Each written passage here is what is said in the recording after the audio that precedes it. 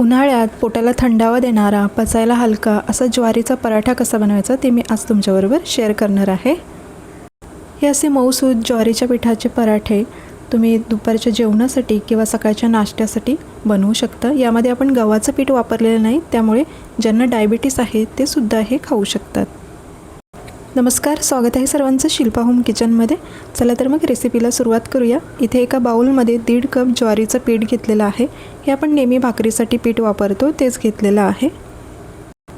आता हे पराठे अजूनच हेल्दी बनवण्यासाठी मी इथे 1 कप बारीक चिरून घेतलेला पालक वापरलेला आहे. हा पालक स्वच्छ धुवून घेतला आणि अगदी बारीक चिरून घेतलेला आहे. आणि त्यामध्येच मी 1 चमचा सफेद तीळ, 1 छोटा चमचा काश्मीरी लाल मिरची पावडर आणि 1 चमचा धणे जिरे पावडर किंवा गरम मसाला, पाव चमचा हळद.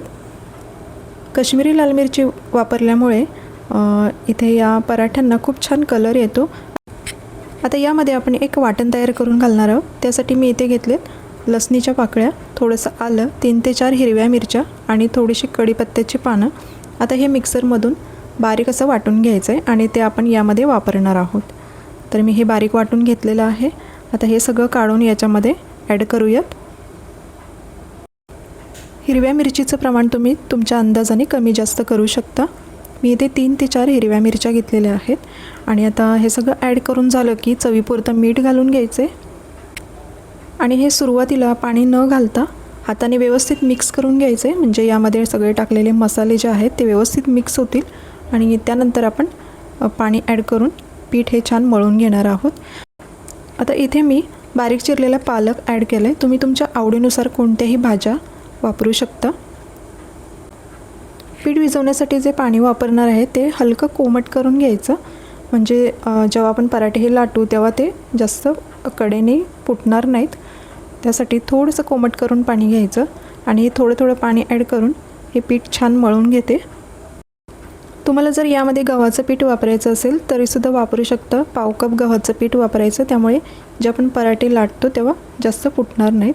पण मी हे आता ग्लुटन फ्री फक्त ज्वारीच्या पिठाचा वापर करून हे पराठे बनवत आहे. तर हे पीठ व्यवस्थित मळून घ्यायचे. जसं लागेल तसं थोडं थोडं पाणी ॲड करायचं आणि अगदी मऊ असं पीठ हे मळून घ्यायचं आहे. तर हे पीठ झालेलं आहे मळून. आणि यावरती 1 ते 2 चमचे तेल घ्यायचं आणि पुन्हा एकदा व्यवस्थित मळून हे 5 ते 10 मिनटासाठी झाकण देऊन बाजूला ठेवून द्यायचं, कारण हे पीठ भिजलं की मग व्यवस्थित आपल्याला हे पराठे लाटता येतील. तर आता हे पीठ छान मळून झालेलं आहे. यावरती झाकण देऊन मी 5 ते 10 मिनटासाठी बाजूला ठेवून देते. खूप जास्त कडकसुद्धा मळायचं नाही, खूप जास्त सैलसरसुद्धा ठेवायचं नाही. जसं चपात्यांसाठी कणिक मळतो अगदी त्याच पद्धतीचं इथं पीठ आपल्याला भिजवून घ्यायचं आहे. 10 मिनटं झालेले आहेत. आता आपण पराठे लाटायला सुरुवात करूया. तर सुरुवातीला असे छोटे छोटे गोळे तयार करून घ्यायचे. तुम्हाला जेवढ्या आकाराचा पराठा बनवायचा आहे त्यानुसार गोळे करून घ्यायचे. हे पराठे चपातीसारखे खूप जास्त पातळ लाटता येत नाहीत, थोडेसे जाडसरच आपल्याला हे लाटून घ्यायचे आहेत. तर मी इथे गोळे केलेले आहेत. तर 8 पराठे आपले बनणार आहेत एवढ्या पिठामध्ये. तर सुरुवातीला 1 पिठाचा गोळा घेतला, सुक्या पिठामध्ये घोळवून घ्यायचा आणि तो हळूहळू असेही आपल्याला पराठा लाटून घ्यायचे. बाजूच्या ज्या कडा आहेत त्या हाताने अशा व्यवस्थित करून घ्यायच्या आणि अगदी हलक्या हाताने हा पराठा लाटून घ्यायचा.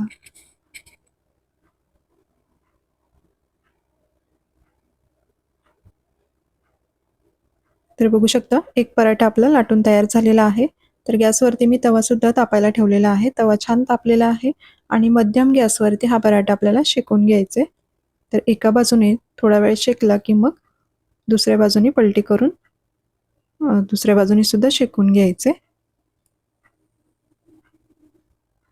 खायला अगदी चविष्ट हे पराठे लागतात. तुम्ही नक्की बनवून बघा. आणि वरून मी साजूक तूप लावलेलं आहे. तूप किंवा तेल तुम्ही काहीही वापरू शकता. ज्वारीमध्ये भरपूर प्रमाणात प्रोटीन्स, लोह, कॅल्शियम असतं आणि फायबरचं प्रमाण जास्त असल्यामुळे ज्वारीपासून बनलेले पदार्थ खाल्ल्यामुळे जास्त वेळ भूक लागत नाही. त्यामुळे वजन नियंत्रित राहण्यास मदत होते.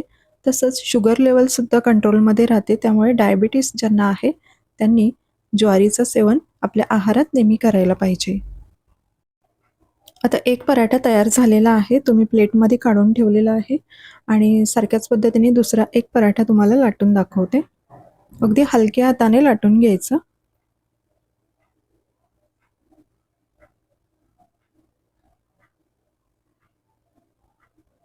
आणि हा सुद्धा पराठा आपला तयार झालेला आहे, तो सुद्धा आपण शेकून घेऊया. उन्हाळ्यामध्ये जास्त भूक लागत नाही अशा वेळेला हलकं-फुलकं जर खायचं असेल किंवा दुपारच्या जेवणामध्ये तुम्ही हे पराठे बनवू शकता. तर तुम्हाला हे पराठे असे लाटून बनवायचे नसतील तर तुम्ही रुमालावरती जसे आपण थालीपीठं थापतो त्या पद्धतीने थापून तसं सुद्धा बनवू शकता. तर आता हा सुद्धा पराठा छान तयार झालेला आहे. वरून मी तूप लावलेलं आहे. तूप लावल्यानंतर या पराठ्यांची टेस्ट अजूनच छान लागते आणि हे बऱ्याच वेळ असेच मऊ राहतात. तर एकदा तरी या पद्धतीने हे ज्वारीचे पराठे नक्की बनवून बघा आणि तुम्हाला माझ्या रेसिपीज कशा वाटतात, आवडतात का, हे कमेंट्समध्ये नक्की सांगा. आणि आपला हा सुद्धा पराठा तयार झालेला आहे, तो मी काढून घेते. आणि हे असे खमंग गरमागरम पराठे दहीसोबत किंवा लसूणची चटणी किंवा कढीपत्त्याच्या चटणीसोबत खूप छान लागतात. तुम्ही सुद्धा नक्की ट्राय करून बघा. कढीपत्त्याच्या चटणीची रेसिपी मी ऑलरेडी चॅनलवरती अपलोड केलेली आहे, ती तुम्ही बघू शकता. आणि आजची रेसिपी तुम्हाला कशी वाटली हे सुद्धा कमेंट्समध्ये नक्की सांगा. व्हिडिओ शेवटपर्यंत पाहिल्याबद्दल खूप खूप धन्यवाद. पुन्हा एकदा भेटू अशाच एका नवीन रेसिपीसोबत. थँक्यू.